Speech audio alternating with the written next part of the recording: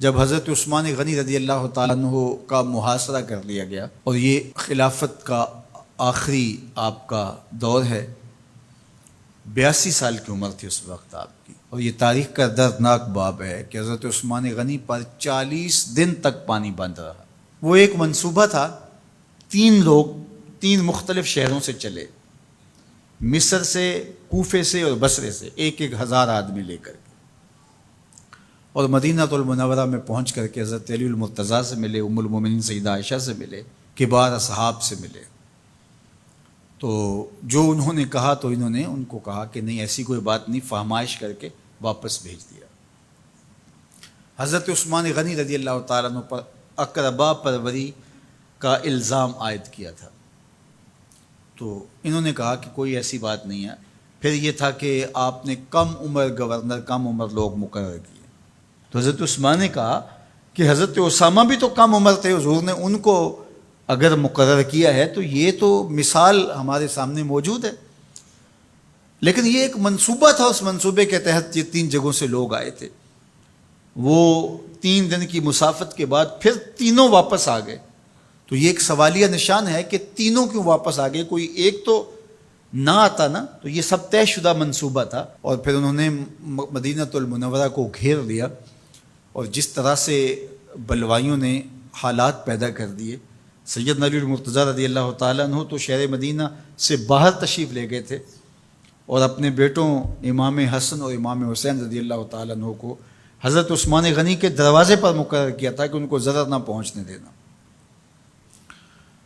اب 700 صحابہ اجازت طلب کر رہے ہیں کہ آپ ان بلوائیوں سے نپٹنے کا میں جو ہے وہ اجازت نامہ مرحمت کریں، اور بہت سارے لوگ تو حج پہ جا چکے ہیں۔ 18 ذی الحج کا واقعہ ہے جب آپ کی شہادت ہوتی ہے، تو وہ حج پہ جا چکے ہیں، تو جو یہاں موجود ہیں وہ اجازت طلب کر رہے ہیں، لیکن حضرت عثمان غنی رضی اللہ تعالیٰ عنہ نے کہا کہ نہیں، میں ایسی اجازت نہیں دوں گا۔ رسول اللہ صلی اللہ علیہ وسلم کا حرم شہر مدینہ لوگوں کے خون سے لالازار ہو، یہ میں اس کو گوارا نہیں کرتا۔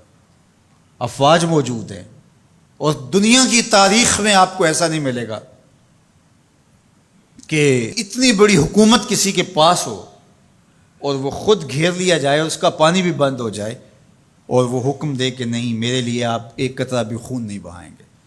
بلکہ آپ کے غلاموں نے جب تلواریں اٹھا لی تو آپ نے فرمایا کہ میرا حکم ہے کہ تم تلواریں نیچے رکھو، بلکہ میں تمہیں یہ آفر دیتا ہوں کہ جو غلام لڑے گا نہیں اور یہ میرے سے عہد کرتا ہے وہ آزاد ہے۔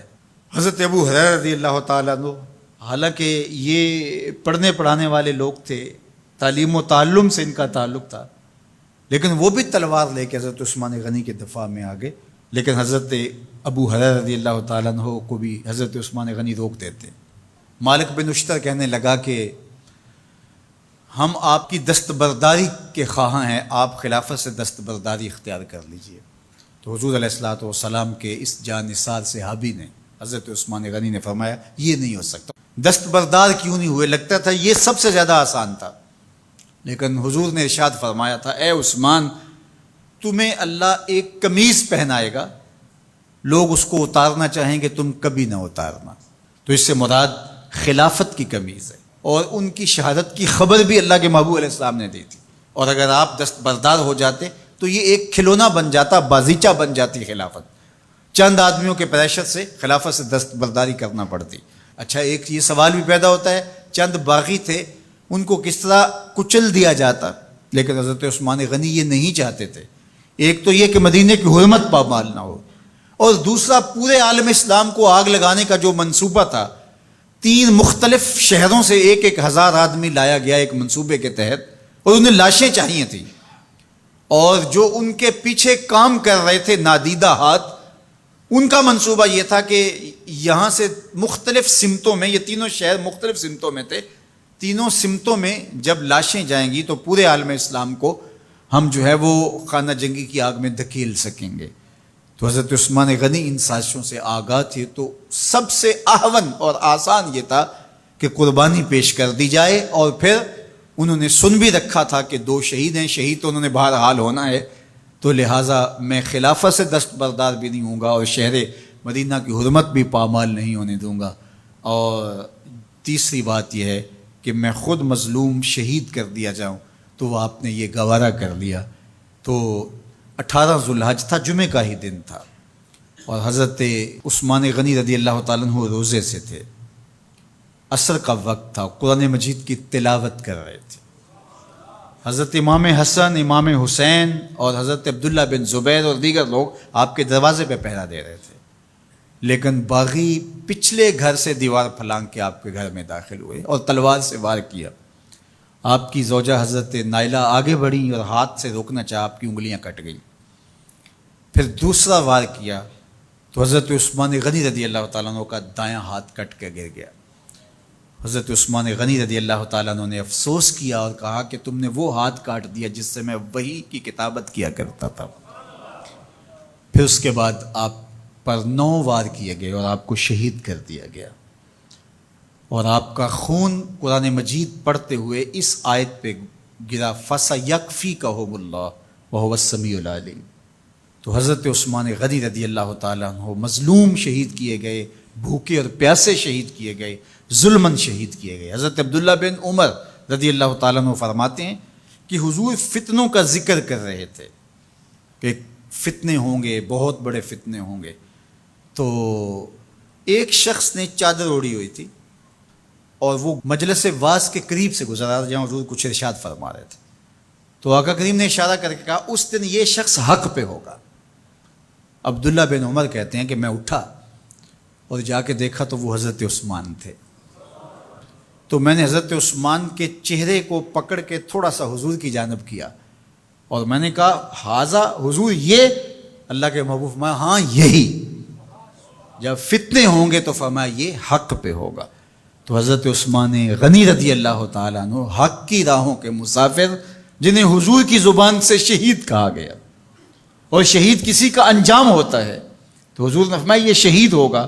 شہید وہی ہوتا ہے جو بحالت ایمان اس دنیا سے راہ خدا میں اپنی جان قربان کرے۔ فرمایا فَإِنَّمَا عَلَيْكَ نَبِيٌّ وَصِدِّيقٌ وَشَهِيدَانِ، اے پہاڑ رک جا، تو جانتا نہیں تیرے اوپر اللہ کا ایک نبی ہے، ایک صدیق ہے اور 2 شہید ہیں۔ تو حضرت عثمان غنی رضی اللہ تعالیٰ عنہ عظمتوں کے مینار، اللہ اکبر۔ تو یہ حضرت عثمان غنی رضی اللہ تعالیٰ عنہ کا یہ کارنامہ تھا کہ آپ نے اپنی جان پیش کر کے امت کو جو ہے وہ فتنوں سے محفوظ کر لیا اور امت کو بچا لیا۔ حضرت عثمان غنی رضی اللہ تعالیٰ عنہ پہ کروڑوں رحمتیں، کروڑوں سلام۔ ہم آپ کی عظمت کو سلام پیش کرتے ہیں، عقیدتوں کا خراج پیش کرتے ہیں۔ حضور کی خدمت میں ایک جنازہ لایا گیا اور حضور سے عرض کی گئی حضور اس شخص کا جنازہ پڑھا دیجئے، تو حضور نے انکار کر دیا، کہا میں جنازہ نہیں پڑھاؤں گا۔ تو صحابہ نے عرض کیا یا رسول اللہ، کبھی ماضی میں ایسا نہیں ہوا، جب بھی کوئی جنازہ لایا جاتا ہے تو آپ جنازہ پڑھا دیتے ہیں اور آپ نے آج انکار کر دیا ہے۔ تو فرمایا یہ شخص میرے عثمان سے بغض رکھتا تھا اور اس کو اللہ نے بھی اپنی رحمتوں سے محروم کر دیا ہے۔ حضور نے اس شخص کا جنازہ نہیں پڑھایا جو مبغض عثمان غنی رضی اللہ تعالی عنہ۔ تو اب آپ اندازہ کیجئے وہ کتنا بدبخت شخص ہے جو حضرت عثمان سے بغض اور دشمنی رکھتا ہے۔ حضرت عثمان غنی رضی اللہ تعالی عنہ سے اللہ کے محبوب علیہ السلام نے کتنی خوبصورت ارشاد فرمائی، میں اس سے حیا کیوں نہ کروں جس سے اللہ کے فرشتے بھی حیا کرتے ہیں۔ یعنی عثمان غنی وہ ہیں جس سے اللہ کے فرشتے بھی حیا کرتے ہیں، اور جو عثمان غنی کا حیا نہیں کرتا اس سے بڑا بے حیا کون ہو سکتا ہے۔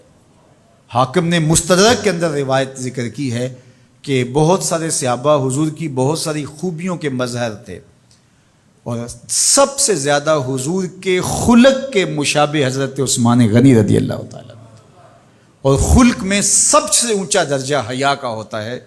تو حضرت عثمان غنی رضی اللہ تعالیٰ عنہ حیا کے اس مقام پہ فائز المرام تھے جو انہی کا مقصوم تھا۔ اللہ ہمیں حضور کے اہل بیت، حضور کے اصحاب، بلکہ حضور کے در کی مٹی کی تعظیم بھی نصیب کرے۔ اقبال نے کہا تھا خاک طیبہ از دو عالم خوش ترست، آن خنک شہرے کے آنجا دل برست۔ ہمیں تو طیبہ کی مٹی بھی اچھی لگتی ہے اس لیے کہ وہاں محبوب جو رہتے ہیں۔ تو محبت تو اس چیز کی متقاضی ہوتی ہے، محبوب کی راہوں کو بھی سلامی پیش کی جائے۔ تو جو حضور علیہ السلام کے ساتھ منسوب اتنی وقی نسبتیں ہیں ان کا احترام کیوں نہیں کریں گے؟